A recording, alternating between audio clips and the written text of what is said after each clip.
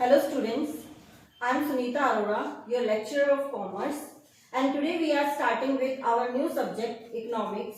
हमारा आज का टॉपिक इकोनॉमिक्स में रहेगा इकोनॉमी एंड इकोनॉमिक्स, और यही हमारा चैप्टर नंबर फर्स्ट है इकोनॉमिक्स का।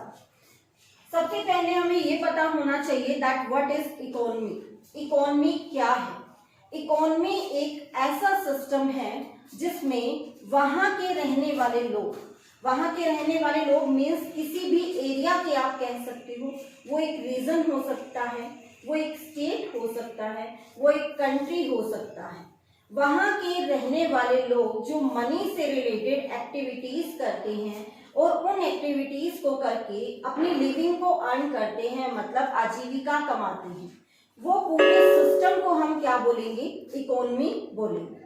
तो हमारी इकोनॉमी क्या है? Economy is a system by which people living in an area, जो एक एरिया में रहते हैं, एक रीजन हो सकता है, एक स्टेट और एक कंट्री हो सकता है, वहां पर रहकर एक्टिविटीज करते हैं, मनी से रिलेटेड एक्टिविटीज करते हैं और अपनी लिविंग को अर्न करते हैं, आजीविका कमाते हैं।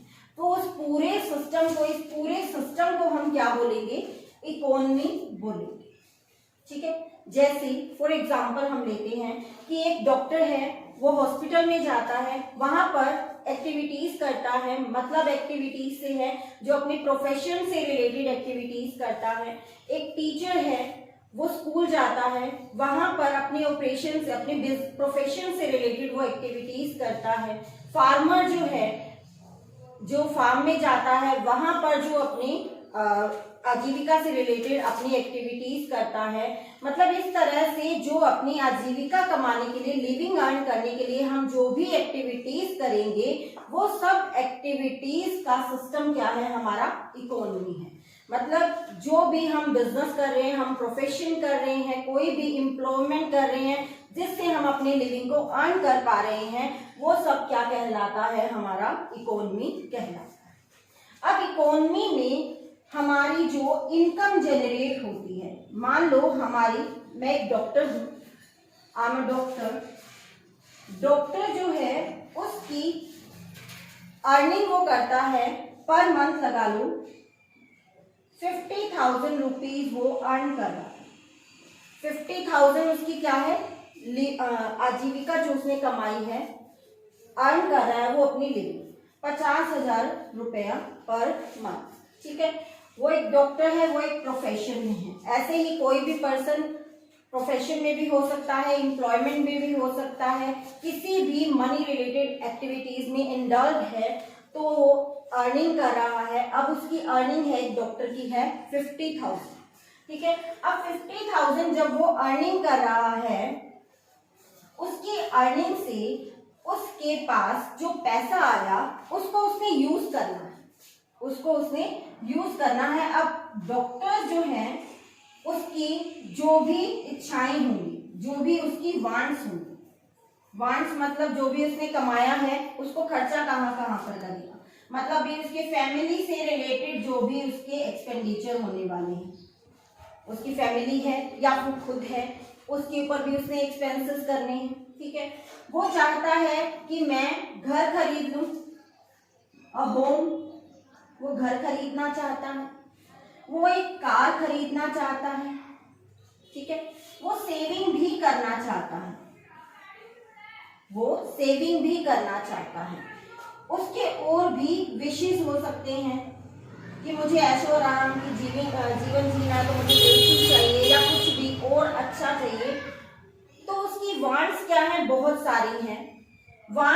सारी हैं, लेकिन उसके पास जो रिसोर्सेज हैं वो कितनी हैं? मतलब जो उसकी इनकम है वो कितनी है? सिर्फ 50,000। अब 50,000 जो उसके रिसोर्सेज हैं वो तो उसके पास लिमिट में ही है, वो 50,000 से ज्यादा अर्न नहीं कर पा रहा है, तो 50,000 से ज्यादा वो मैनेज कैसे करेगा? ठीक है, तो मतलब उसको खर्चा क्या करना पड़ेगा? लिमिट में करना पड़ेगा। या तो वो फैमिली के एक्सपेंसेस कर ले, प्लस में कोई कार ले ले। ठीक है, चलो मान लो 50,000 में ये 2 एक्सपेंसेस उसके पूरे हो गए। वैसे होते नहीं है, कार भी आजकल महंगी आती है, आजकल क्या पहले भी महंगी आती थी, तो फैमिली एक्सपेंडिचर कर लिए या उसने मान लो ईएमआई भर दी होम की या कैसे भी, मतलब एक या दो खर्चे वो इसमें से पूरा कर पाएगा, ठीक है। बाकी जो उसकी विशेष रह गई वो अधूरी रहेगी, अभी उसकी पेंडिंग है, वो 50,000 में पूरी नहीं कर पाएगा। अब जो 50,000 उसकी इनकम है, हम इसको कहेंगे कि उसकी रिसोर्सेज जो वो क्या है, वो लिमिटेड रिसोर्सेज है, उसके रिसोर्सेज है लिमिटेड। अब जो उसकी वांट्स है, बहुत सारी इच्छाएं हैं उसकी कि मुझे ये भी करना है, ये भी करना है, ये भी करना है, ये भी करना है, तो वांट्स क्या है उसकी, अनलिमिटेड है, वांट्स आर अनलिमिटेड, बहुत सारी इच्छाएं हैं। अब कुछ बच्चों के मन में सवाल उठेगा कि मैम हम लोन लेके भी तो कर सकते हैं। भाई लोन ले लोगे एक बार तो बाद में चुकाना तो इसी इनकम से पड़ेगा ना, नेक्स्ट टाइम आपके पास फिर से रिसोर्सेज कम पड़ जाएंगे। तो 50,000 में आपके पास लिमिटेड रिसोर्सेज में आप कौन कौन सी इच्छाएं अपनी पूरी कर सकते हो। अब वांट्स आर अनलिमिटेड और इन्हीं को क्या बोलेंगे,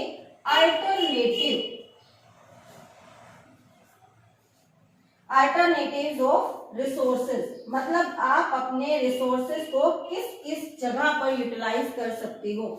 फैमिली एक्सपेंडिचर पे करना चाहते हो, होम लेना चाहते हो, कार लेना चाहते हो, या फिर सेविंग करना चाहते हो, कौन सी विश आप अपनी पूरी करना चाहते हो, वो होते हैं अल्टरनेटिव्स ऑफ रिसोर्सेज, ठीक है। अल्टरनेटिव्स ऑफ रिसोर्सेज आने के बाद आपकी चॉइस की बारी आती है, भी मुझे क्या करना क्या है, इसमें से अल्टीमेटली मुझे क्या करना है, एट द एंड क्या करना है मुझे। अब यहाँ पे आप क्या करोगे, रैशनल डिसीजन लोगे। रैशनल डिसीजन मीन्स आप सोच समझ कर ये डिसीजन लोगे कि मुझे भाई क्या करना है, मुझे होम की ज्यादा जरूरत है तो मैं फैमिली एक्सपेंडिचर के साथ होम की ईएमआई भरूं, ठीक है। तो मेरा रैशनल डिसीजन क्या रहेगा, ये। अब ये जो डिसीजन मैंने क्या कहा कि ये चूज किया मैंने, मैं ये भी चूज कर सकता था, ठीक है। अब इसको क्या बोलेंगे, प्रॉब्लम ऑफ चॉइस बोलेंगे। क्या बोलेंगे, प्रॉब्लम ऑफ चॉइस।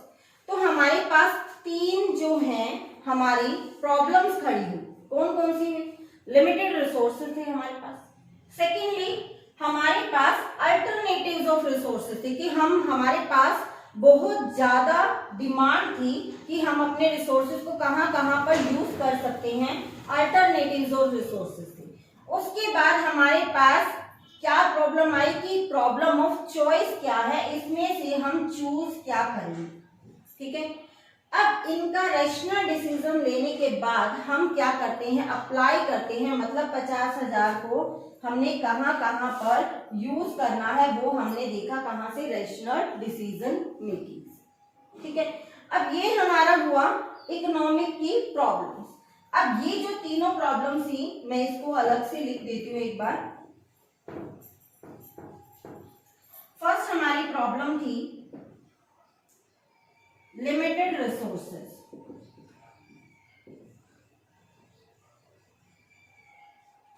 सेकेंड हमारी प्रॉब्लम थी अनलिमिटेड वांट्स,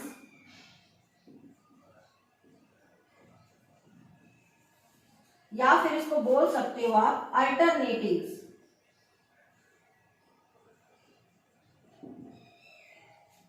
देन थर्ड आपका था problem of choice.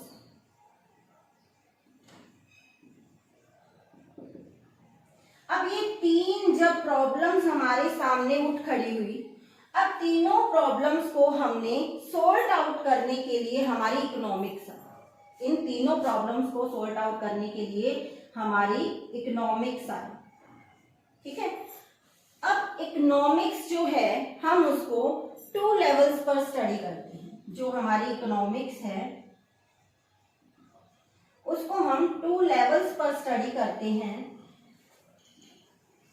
Individual level पर,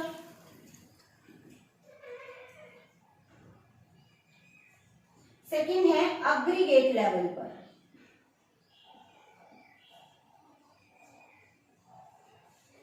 अगर हम बात करते हैं इंडिविजुअल लेवल की, इंडिविजुअल लेवल मतलब एक सिंगल पर्सन, एक प्रोड्यूसर, एक मार्केटर, एक इंडस्ट्री, एक हमारा कंट्री, एक ही हमारा उद्योग, मतलब जो भी है, हम एक वन यूनिट या सिंगल यूनिट को लेकर चलते हैं तो हम कहते हैं कि हम इंडिविजुअल लेवल पर इकोनॉमिक्स को स्टडी कर रहे हैं।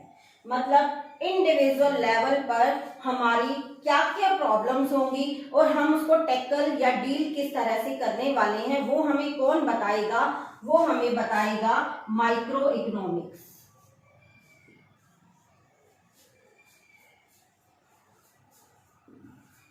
वो हमें कौन बताएगा? Micro economics. अगर हम चलते हैं अग्रीगेट लेवल पर, अग्रीगेट मीन्स सामूहिक लेवल पर, मतलब एक इंडिविजुअल पर हम नहीं चले तो हम माइक्रो इकोनॉमिक्स को स्टडी कर रहे हैं। अगर हम बहुत इंडिविजुअल मतलब बहुत सारे पर्सन्स के ग्रुप की बात करते हैं, बहुत सारे प्रोड्यूसर्स के एक ग्रुप की बात करते हैं, बहुत सारे फर्म्स के एक ग्रुप की बात करते हैं, बहुत सारे इंडस्ट्रीज के या उद्योगों के हम ग्रुप के बारे में बात करते हैं, तो हम क्या कहते हैं? अग्रीगेट लेवल है। और अग्रीगेट लेवल पर जो भी प्रॉब्लम्स आती हैं हमारी, ये सभी, उनको हम टैकल किससे करेंगे, उनको हम डील कैसे करेंगे, हमें कौन सिखाएगा ये काम? हमें वो सिखाएगा मैक्रो इकोनॉमिक्स।